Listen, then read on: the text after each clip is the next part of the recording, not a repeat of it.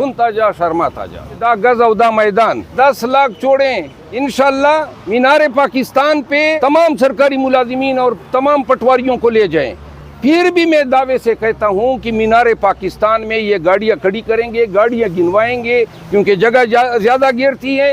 ये 20,000 भी जमा कर लें तो मेरा ख्याल है कि ये इनकी तवक्कुआत से बढ़कर होगी। प्रेशर है लीडरशिप पे वर्कर की तरफ से, और अब जो है लीडरशिप को मजबूरन जो है कोई फैसला करना होगा।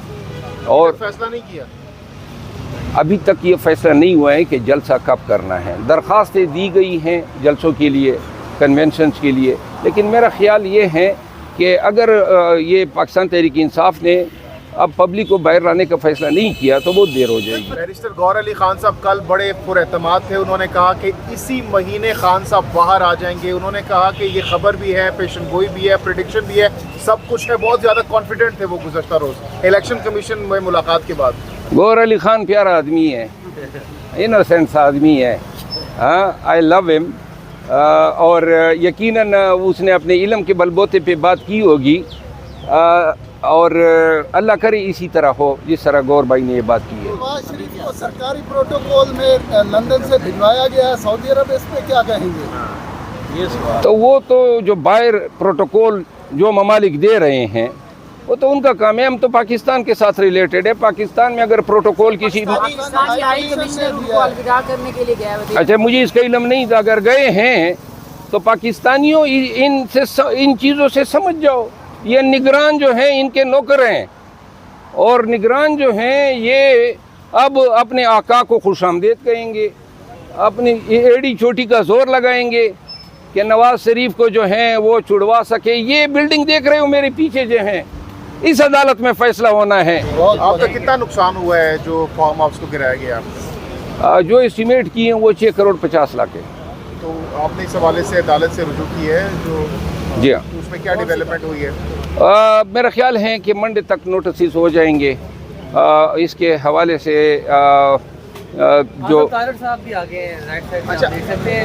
आपने अच्छा आपने मरियम नवाज साहिबा का नाम लिया कि वो इस तमाम तर मामले के पीछे हैं जो घर गिराया गया है, तो इस हवाले से क्या उनको भी, उनके खिलाफ भी कोई कार्रवाई या कोई एविडेंस है इस हवाले से आपके पास कि मरियम नवाज साहिबा ने की है? एविडेंस जो हैं, चूँकि मैंने जो फेस किया है और जो पहले पर्चा कराया और जिस शिद्दत से ये लगे हैं, आजकल पूरी हुकूमत तमाम ताकत जो है वो नवाज़ शरीफ के ख़ानदान के पास है।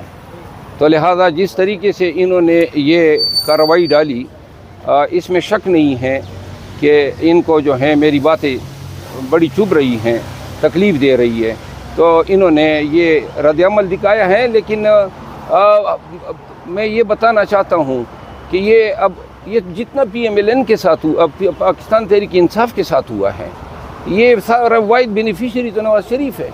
जब ये हमें मलियामेट कर रहे हैं, हमारी पार्टी को पंजाब से, बलूचिस्तान से और सिंध से जिस अंदाज में इन्होंने ख़त्म करने की कोशिश की है, तो इसका डायरेक्ट फ़ायदा जो है किस पार्टी को मिल रहा है? पंजाब में हमारा मुकाबला किसके साथ था? पीपल पार्टी के साथ तो नहीं था, JUI के साथ नहीं था, सिर्फ PMLN जो थी वो दावे कर रही थी कि हम मौजूद हैं।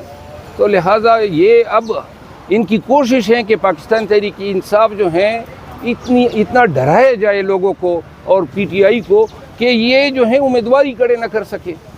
तो ये फ़ायदा जो है वाहिद जो है शरीफ ख़ानदान को दिया जा रहा है। आपको देख लेंगे ना, जितने PTI के लोग निकलेंगे उनको जो है ये राय रास्त पर लाने के लिए उनके साथ ज़ुल्म और जबर ज़रूर करेंगे। लेकिन अगर आप ये कहना चाहते हैं कि पार्लियामान की जिस किस्म का कानून बनाएं, आपके पास कोई हक न हो उस कानून को एग्जामिन करने का, नजरसानी करने का। अब आप ये कहना चाहते हैं कि पार्लियामान अगर ये लिख दे कि सूरज जो है वो मशरिक के बजाय मगरिब में निकला करेगा तो कोई उनको कुछ न कहे।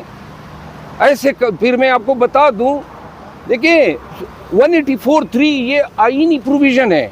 आर्टिकल 184(3) आईन कहता है, अब आईन में अगर जहाँ पे अपील की रेमेडी है वहाँ आईन ने स्पेसिफिकली कहा है कि इसके अगेंस्ट सुप्रीम कोर्ट का ये अपील का हक होगा।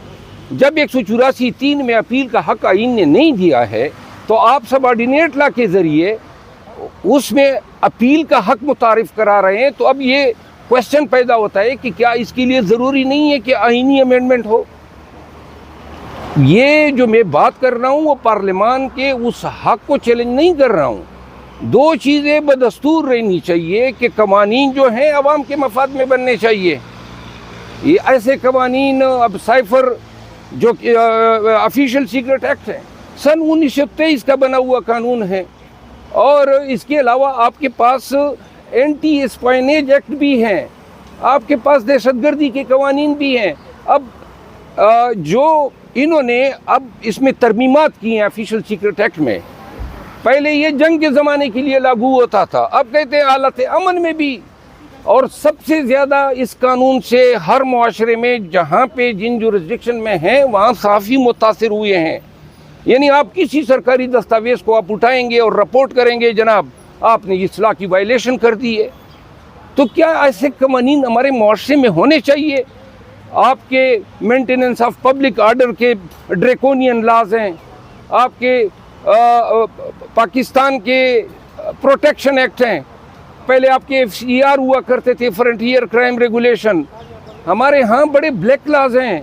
ये आपकी ज़मीन जो है बग़ैर किसी वजह के कोई भी हुकूमती इदारा या ये जो हाउसिंग सोसाइटियाँ हैं वो आपकी ज़मीन एक्वायर कर लेते हैं, या लैंड एक्विजिशन एक्ट। और भाई ये किन मुअज़्ज़ब मुआशरे में होते हैं? ज़मीन आपकी है जनाब, वो 10 लोग मिल के जो हैं कह देते हैं नहीं इस गांव की ज़मीन को हमने हथियाना है, जिस तरह पूरे पाकिस्तान की ज़मीन हथियाई जा रही है।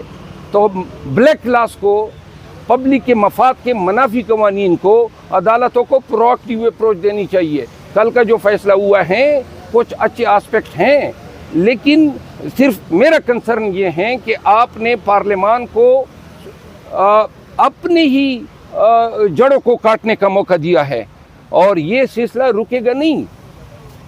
जी बड़े खामोश हो गए हो। के हवाले से क्या अपडेट हुई है? हाँ जी।